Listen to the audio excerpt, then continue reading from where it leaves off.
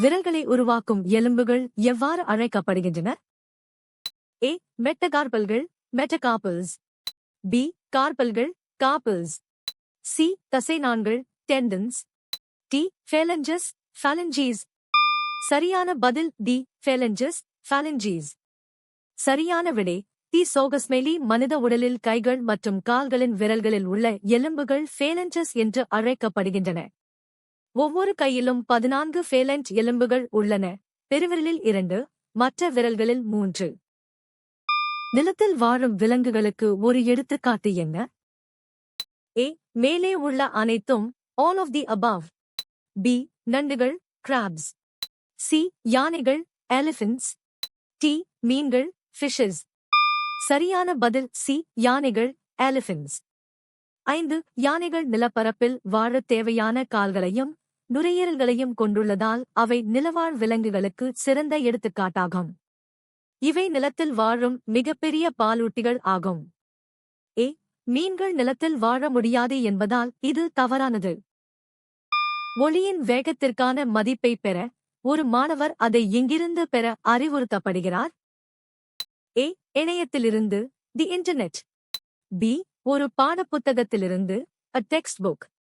C. ஆசிரியரிடமிருந்து, the teacher. D. ஒரு கால்குலேட்டரிலிருந்து, a calculator. சரியான பதில் சி. ஆசிரியரிடமிருந்து, the teacher. சரியான விடை சி. சோகஸ்மெலி. வகுப்பறைச் சூழலில் ஒளியின் வேகம் போன்ற அறிவியல் மாறிலிகளை துல்லியமாக அறிய ஆசிரியரே சிறந்த வழிகாட்டியாவார். இது மாணவர்கள் பாடத்திட்டத்தின்படி சரியான தகவலை பெறுவதை உறுதி செய்கிறது. தாவரங்கள் தொடர்பான மண் அரிப்புக்கான ஒரு மேலாண்மை நுட்பம் என்ன? ஏ. தாவர மூடியை தக்கவைத்தல். பி. இரசாயன உரங்களை பயன்படுத்துதல். சி. அனைத்து தாவர மூடியையும் அகற்றுதல். டி. பணப்பயிர்களை மட்டும் நடுதல். சரியான பதில் ஏ. தாவர மூடியை தக்கவைத்தல். 5. தாவரங்களின் வேர்கள் மண்ணை இறுகப் பற்றிக் கொள்வதால் மழைநீர் மற்றும் காற்றினால் மண் அடித்துச் செல்லப்படுவது தடுக்கப்படுகிறது. தாவர மூடி நிலத்தின் மேல் விழும் மழைத்துளிகளின் வேகத்தை குறைத்து மண் அரிப்பை கட்டுப்படுத்துகிறது. செயல்முறையின் அடிப்படையில் படிக நீரை எந்த குறிப்பிட்ட வகை உப்பு கொண்டிருப்பதாக குறிப்பிடப்படுகிறது? ஏ. நீரற்ற உப்பு, anhydrous salt. பி. நீர் உறிஞ்சும் உப்பு, deliquescent salt. சி. நீரை இழக்கும் உப்பு, efflorescent salt. டி. படிக உப்பு, crystalline salt. சரியான பதில் டி. படிக உப்பு, crystalline salt. சரியான விடை தி. சோகஸ்மெலி. சில உப்புகள் அவற்றின் படிக அமைப்பில் குறிப்பிட்ட எண்ணிக்கையிலான நீர் மூலக்கூறுகளைக் கொண்டுள்ளன. இவை படிக நீரை உடைய படிக உப்புகள் எனப்படும். உதாரணமாக, நீல விட்ரியால் CuSO4 ஒரு படிக உப்பாகும். விவரிக்கப்பட்ட இருபண்பு கலப்பின் எப்ரெண்டர் தலைமுறையில் 1 என்ற விகிதத்தில் தோன்றும் விதையின் புறத்தோற்றம் எது? ஏ. சுருங்கிய மஞ்சள். பி. சுருங்கிய பச்சை. சி. உருண்டை மஞ்சள். டி. உருண்டை பச்சை. சரியான பதில் பி. சுருங்கிய பச்சை. சரியான விடை பி. சோகஸ்மெலி. மெண்டலின் இருபண்பு கலப்பின் எப்ரெண்டர் தலைமுறையில் 9, 3, 3, 1 என்ற விகிதம் கிடைக்கும். இதில் 1 என்பது 2 ஒடுங்கு பண்புகளையும் கொண்ட சுருங்கிய பச்சை விதைகளை குறிக்கும். இது பெற்றோரின் ஒடுங்கு பண்புகள் மீண்டும் வெளிப்படுவதைக் காட்டுகிறது. பக்கானே நோய் அல்லது முட்டாள் நாற்று நோயை யார் கவனித்தார்? A. Richmond Long, Richmond Long. B. Kurosawa, Kurosawa. C. Darwin, Darwin. D. Mendel, Mendel. சரியான பதில் பி. Kurosawa, Kurosawa.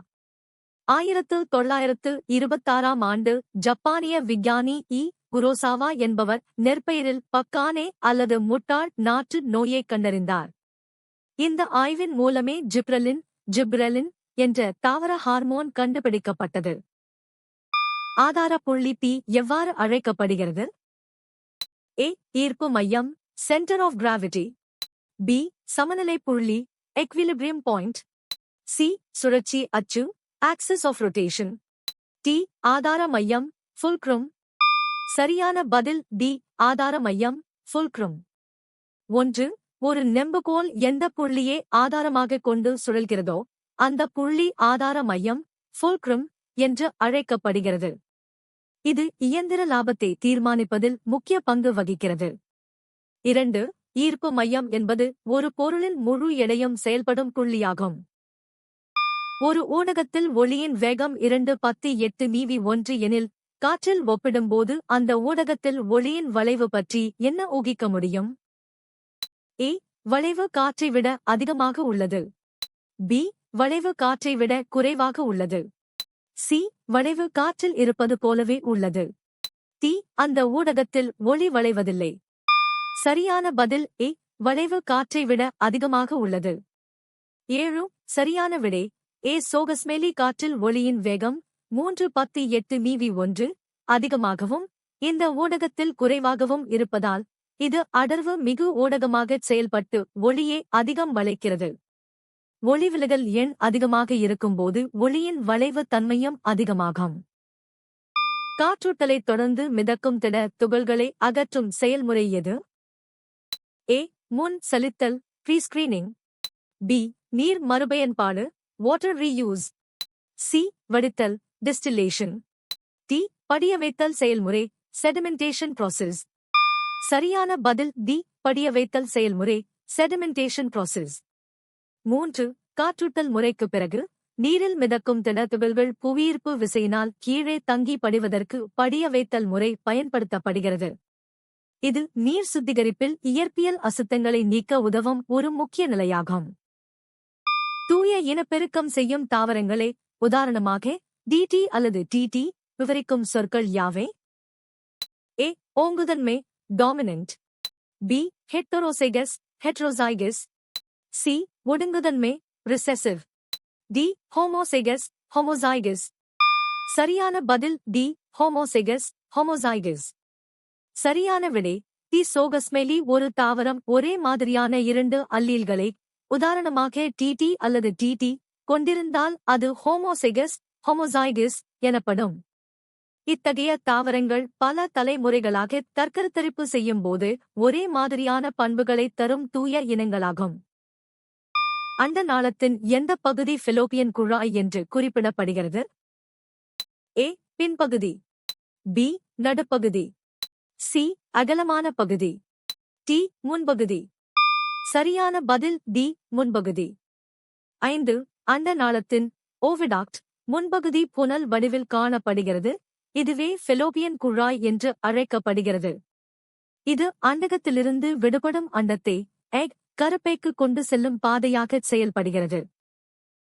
மின்கடத்துத்திறனின் அலகு என்ன? ஏ. ஓம் ஓம். பி. மோ மஹோ. சி. ஓம் மீட்டர் OHM ஏமிடிஆரி. டி. ஓம் மீட்டர் ஓம் ஏமிடிஆரி. சரியான பதில் சி. ஓம் மீட்டர் OHM ஏமிடிஆரி. 10. சரியான விடை சி. சோகஸ்மெலி மின்கடத்துத்திறன் என்பது மின் தடை எண்ணின் தலைகீழி ஆகும். எனவே இதன் அலகு ஓம் மீட்டர் ஏம் ஆகும். இது ஒரு பொருள் எவ்வளவு சிறப்பாக மின்சாரத்தை கடத்துகிறது என்பதை குறிக்கிறது. ஒரு நிலையற்ற தாய் உட்கருவிலிருந்து ஒரு பீட்டா துகள் உமிழ்வதால் விவரிக்கப்படும் சிதைவின் குறிப்பிட்ட வகை என்ன? ஏ. நியூட்ரான் சிதைவு நியூட்ரான் டிகே. பி. பீட்டா சிதைவு பீட்டா டிகே. சி. ஆல்பா சிதைவு ஆல்பா டிகே. டி. காமா சிதைவு காமா டிகே. சரியான பதில் பி. பீட்டா சிதைவு பீட்டா டிகே. சரியான விடை பி. சோகஸ்மெலி ஒரு நிலையற்ற உட்கருவிலிருந்து எலக்ட்ரான் அல்லது பாசிட்ரான் வெளியேற்றப்படும் நிகழ்வு பீட்டா சிதைவு என்று அழைக்கப்படுகிறது. இதில் அணு எண் மாறினாலும் நிறை எண் மாறாமல் இருக்கும். கருத்தியல் வரைபடத்தில் கரிம அமிலங்கள் எந்த பரந்த குழுவின் கீழ் வகைப்படுத்தப்பட்டுள்ளன? ஏ. வினைசெயல் தொகுதி functional group. B. Plastic plastic. C. எரிபொருள் ஃபியூல். டி. மருந்துகள் ட்ரக்ஸ். சரியான பதில் ஏ. வினைசெயல் தொகுதி ஃபங்க்ஷனல் குரூப். 3. சரியான விடை ஏ. சோகஸ்மெலி கரிம அமிலங்கள் கார்பாக்சில் என்ற குறிப்பிட்ட வினைசெயல் தொகுதியைக் கொண்டிருப்பதால் இந்த வகைப்பாட்டில் வருகின்றன. பின்வரும் எந்த பழம் சர்க்கரையுடன் பாதுகாக்கப்படுவதாக குறிப்பிடப்பட்டுள்ளது? ஏ. வாழைப்பழங்கள் பனானாஸ். பி. Plums C. ஆரஞ்சுகள் ஆரஞ்சஸ். டி. ஸ்ட்ராபெரிகள் ஸ்ட்ராபெர்ரிஸ். சரியான பதில் பி. பிளம்ஸ். 7. பிளம்ஸ் போன்ற பழங்கள் சர்க்கரை பாகில் ஊறவைக்கப்பட்டு ஜாம் அல்லது ஜெல்லியாக பாதுகாக்கப்படுகின்றன. சர்க்கரை பாக்டீரியாக்களில் உள்ள நீரை வெளியேற்றி ஆஸ்மோசிஸ் அவை வளருவதை தடுக்கிறது. ஏ. வாழைப்பழங்கள் பொதுவாக உலர்த்துதல் மூலம் பாதுகாக்கப்படுகின்றன. A2 இல் ஆக்சிஜனின் நிறை சதவீதம் என்ன? ஏ. 88.89%. பி. 16%. சி. 11.11%. டி. 2%. சரியான பதில் ஏ. 88.89%. 7. நீரின் மூலக்கூறு நிறை 18. H2O 16. இதில் ஆக்சிஜனின் பங்கு 16 இன் கீழ் 18 188.89% ஆகும். இது வேதியியல் சேர்க்கை விதிகளின்படி கணக்கிடப்படுகிறது. மற்ற 3 விடைகள் ஏன் தவறானவை? ஆ. 16 என்பது ஆக்சிஜனின் அணு நிறை மட்டுமே, இது சதவீதத்தை குறிக்காது. வெளியேற்றப்பட்ட சூடான வாயுவால் உருவாக்கப்படும் மிகப்பெரிய உந்தத்தை சமன் செய்ய என்ன உற்பத்தி செய்யப்படுகிறது? ஏ. சமமான மற்றும் எதிர் எதிர்வினை விசை. பி. ராக்கெட்டின் நிறை அதிகரிப்பு. சி. ஒரு பெரிய ஈர்ப்பு விசை. டி. உள் அழுத்தத்தில் குறைப்பு.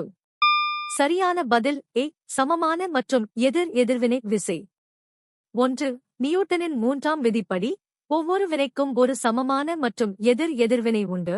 ராக்கெட்டில் சூடான வாயுக்கள் கீழ் நோக்கி வெளியேற்றப்படும்போது அதற்கு சமமான எதிர்விசை ராக்கெட்டை மேல் நோக்கி உந்துகிறது.